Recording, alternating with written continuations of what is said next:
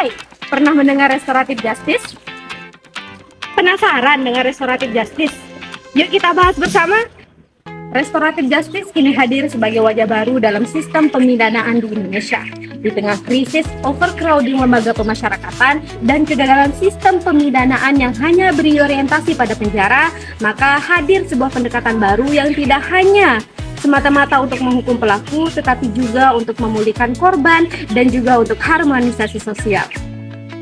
Yang menjadi persoalan utama adalah mengapa terjadi pergeseran paradigma pemidanaan yang sebelumnya dari retributif kemudian ke arah restoratif. Untuk menjawab persoalan ini, ada dua aspek yang perlu dilihat, yakni aspek keadilan dan aspek korban. Dalam konteks keadilan, retributif dianggap gagal dalam mendistribusikan keadilan bagi para korban karena orientasinya hanya sebatas pada balas dendam. Sedangkan berdasarkan aspek korban dalam ilmu victimologi, korban itu dibagi menjadi tiga: primary victim, secondary victim, dan tertiary victim. Jika dikaitkan dengan fungsi negara melalui pemidanaan yang berdasarkan pada retributive justice, maka retributif hanya berfokus pada primary korban dan berorientasi pada pembalasan. Sedangkan keadilan yang seharusnya dapat diperoleh oleh secondary victim maupun tertiary victim terabaikan. Hal inilah yang kemudian menjadi urgensi mengapa restoratif justice diterapkan di Indonesia. Keadilan restoratif justice sejatinya memiliki keselarasan yang sangat erat dengan teori pemidanaan modern, khususnya teori relatif atau tujuan. Jika teori absolut melihat pidana murni sebagai pembalasan atas kejahatan di masa lalu, teori relatif justru memandang kebaikan apa yang bisa dihadirkan di masa depan. Dalam konteks ini, restoratif justice tidak lagi berfokus pada pertanyaan peraturan apa yang dilanggar dan hukuman apa yang pantas, melainkan siapa yang dirugikan dan bagaimana pemulihan kerugian tersebut. Konsep ini secara sempurna memenuhi aspek perbaikan, baik pemulihan bagi korban, pemulihan hubungan sosial di masyarakat, maupun reintegrasi sosial bagi pelaku agar tidak mengalami perbuatannya. Setelah hadirnya KUHP baru, restoratif justice mulai memiliki nilai dasar hukum yang lebih kuat.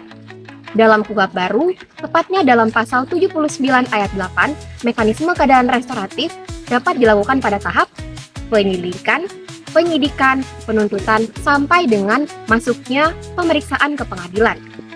Nah, artinya mekanisme secara restoratif justice ini tidak hanya dapat dilakukan pada awal proses hukum saja, tetapi juga dapat dilakukan ketika sudah mulai masuk ke dalam proses pengadilan. Jika adanya kesepakatan antara korban dan pelaku, perkara tidak bisa dihentikan begitu saja, baik itu oleh penyidik maupun oleh penuntut umum. Penetapan tetap perlu ada dari pengadilan tersebut. Hal ini bertujuan agar proses hukumnya menjadi lebih sah, jelas, dan juga tidak ada disalahgunakan oleh pihak-pihak tertentu. Dalam KUHP dan KUHP lama, restoratif justice belum memiliki mekanisme yang resmi dalam penyelesaian perkara pidana. Hal ini dikarenakan belum adanya aturan yang jelas terkait dengan penyelesaian perkara itu sendiri, sehingga pada akhirnya bergantung pada kebijakan masing-masing lembaga penegak hukum itu sendiri, seperti kejaksaan, kepolisian, dan Mahkamah Agung. Setiap lembaga kemudian membuat aturan internal sendiri, seperti melalui Parpol, Perja, ataupun Perma. Adapun penerapan restoratif justice sebelum berlakunya KUHP baru, ialah belum melibatkan unsur peradilan selaku pengambil keputusan, di mana dalam pelaksanaannya kepolisian ataupun kejaksaan dapat menghentikan suatu perkara karena adanya perdamaian. Namun, pengadilan belum tentu mengetahui atau ikut menetapkan suatu penghentian tersebut. Pun juga restoratif justice sering hanya dipahami sebagai cara dalam penghentian suatu perkara, padahal inti utamanya adalah memulihkan korban dan memastikan pelaku benar-benar bertanggung jawab. Restoratif justice adalah salah satu cara menyelesaikan masalah yang tidak hanya berfokus untuk menghukum pelaku, tetapi juga berusaha untuk memulihkan keadaan korban dan memperbaiki hubungan yang rusak. Oleh karena itu, restoratif justice ini dinilai cocok untuk menangani perkara ringan dan bisa diselesaikan dengan cara damai. Dalam prakteknya, penegakan restoratif justice ini masih belum efektif atau mempunyai banyak kendala. Salah satunya adalah dari pemahaman aparat penegak hukum itu sendiri, dan yang paling penting adalah regulasi mengenai restoratif justice ini berbeda-beda antar institusi. Sehingga meskipun restoratif justice ini dinilai banyak manfaat, tidak semua perkara bisa diselesaikan dengan cara restoratif justice.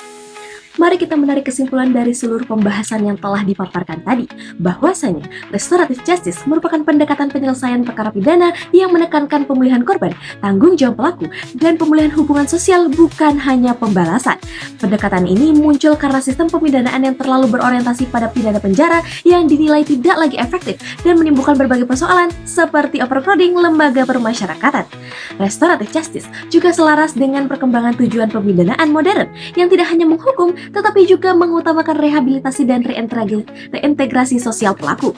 Di Indonesia sendiri, penerapannya pun telah diakomodir dalam berbagai regulasi hingga KUHP dan KUHAP terbaru. Namun pelaksanaannya masih memerlukan sinkronisasi antar aparat penegak hukum agar dapat berjalan efektif dan memberikan kepastian hukum yang adil. Sekian dan terima kasih.